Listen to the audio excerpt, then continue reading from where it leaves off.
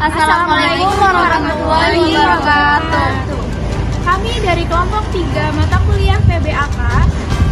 Perkenalkan, saya Novia Putri. Saya Naida Nurdiana. Saya Dea Busfit. Dan saya Astriati. Di sini kami akan membuat video penyuluhan dan wawancara kepada masyarakat dan mahasiswa terkait pengetahuan peran dari media sosial terhadap pemberantasan korupsi. Ikutin kita terus ya. Perkenalkan, saya Naida Nurdiana dari D3 Keperawatan. Sebelumnya boleh tahu nama kakaknya siapa? Aku Devi Vanessa. Baik Kak Devi, sebelumnya tahu nggak sih apa peran media sosial dalam pemberantasan korupsi? Media itu tuh untuk mendorong penegak hukum agar menindaklanjuti laporan sesuai dengan aturan main yang berlaku. Nah, media itu tuh bisa juga dapat berperan untuk mengungkapkan kekurangan atau bahkan korupsi di dalam berbagai negara, seperti pengadilan, polisi, dan juga satuan tugas anti korupsi. Benar banget yang Kak bilang, tapi kita juga sebagai pengguna media sosial harus lebih berhati-hati dalam menggunakan media sosial. Jangan sampai kita memberikan laporan atau kasus yang palsu, karena nanti akan dapat merugikan kita sendiri dan juga orang lain. Tapi apakah media sosial itu dapat membantu mengungkapkan kasus korupsi di kampus? Ya, media sosial itu memiliki potensi yang penting untuk pemberantasan anti korupsi ini, yaitu dengan beberapa cara, yaitu dengan kolaborasi dan koordinasi. Media sosial, orang yang memiliki kekhawatiran serupa tentang korupsi di kampus ini dapat berkolaborasi membentuk kelompok, lalu juga dapat mengorganisir kampanye untuk menyerangi korupsi secara bersama-sama.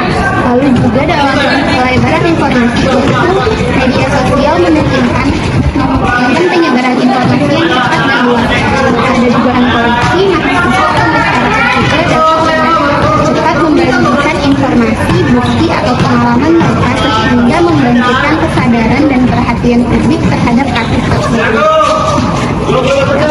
Itu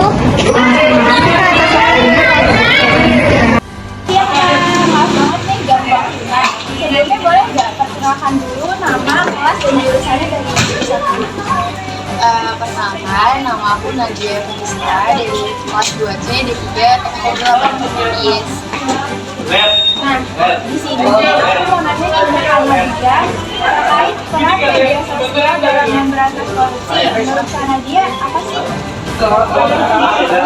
Dengan adanya media sosial sekarang, itu tuh kasus-kasus yang emang sebelumnya tuh susah banget untuk diungkap di publik, jadi lebih mudah dari sekarang. Apalagi kan pergerakan dari sosial media ini kan lebih cepat nih, terus kasusnya itu jadi lebih cepat viral gitu.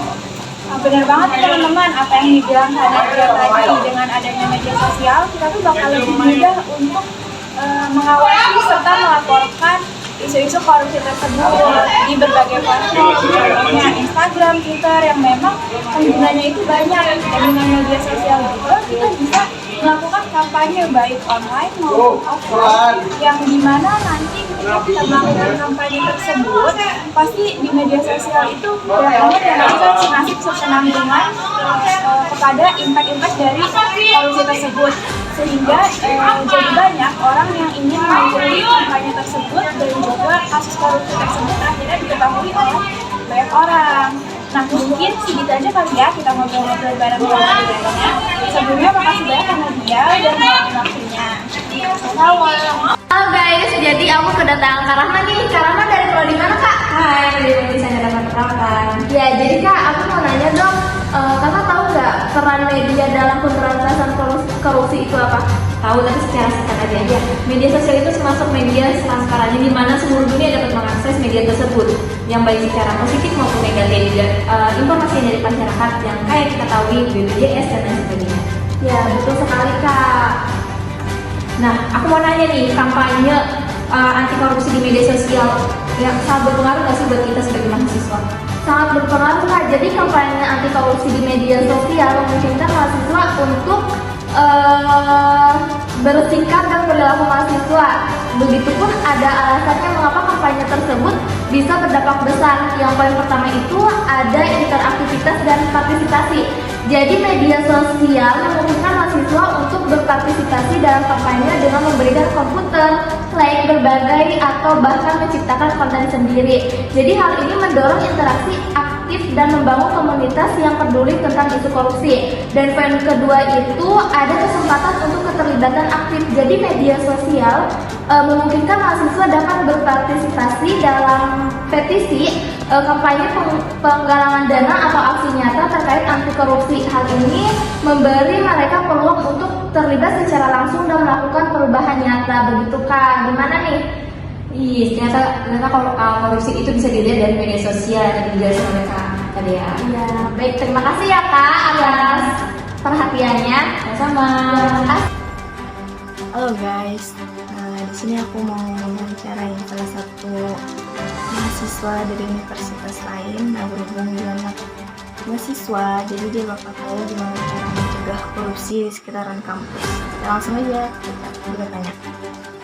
Gimana sih cara mencegah korupsi di sekitaran kampus dengan cara media sosial?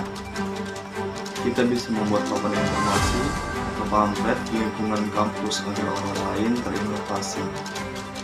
Ya, betul sekali.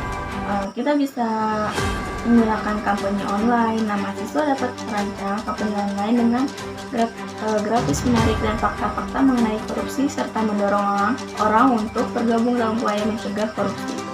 Kita juga bisa mengadakan webinar atau panel diskusi di sekitar kampus menggunakan hashtag kampanye dan menggalakkan kode etik dan integritas. Nah, aku mau nanya lagi nih, apakah media sosial dapat membantu mengungkapkan korupsi di sekitaran kampus? Ya, media sosial memiliki potensi besar untuk membantu mengungkap kasus korupsi di lingkungan kampus dengan beberapa cara, yaitu kita bisa mendorong keterlibatan lebih lanjut media sosial, memungkinkan masyarakat luas termasuk alumni, orang tua mahasiswa, dan komunitas lokal untuk ikut terlibat dan mendukung upaya pemberantasan korupsi di kampus dengan menyebarkan informasi dan mendesak tindakan tegas. Nah, betul sekali, karena penegakan hukum di Indonesia terdapat kasus korupsi saat ini mengalami kemudaran bahkan terkesan terbang pilih. Di sisi lain, korupsi menjelang di mana-mana bahkan dalam segala aspek. Penanganan hukum tidak hanya menjadi tugas dari para penegak hukum, yakni hukum, jaksa, advokat, atau polisi, namun para masyarakat pun penting untuk mengawasi penegakan hukum di Indonesia. Nah, kita kan sebagai mahasiswa harus bisa caranya bagaimana mencegah korupsi di sekitaran kampus agar kampus kita tidak terlibat dalam korupsi.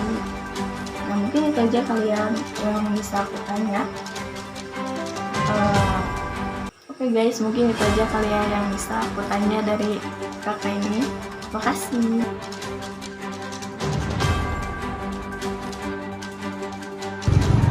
Mungkin cukup sekian video dari kelompok kami, kurang lebihnya mohon dimaafkan. Wassalamualaikum warahmatullahi wabarakatuh.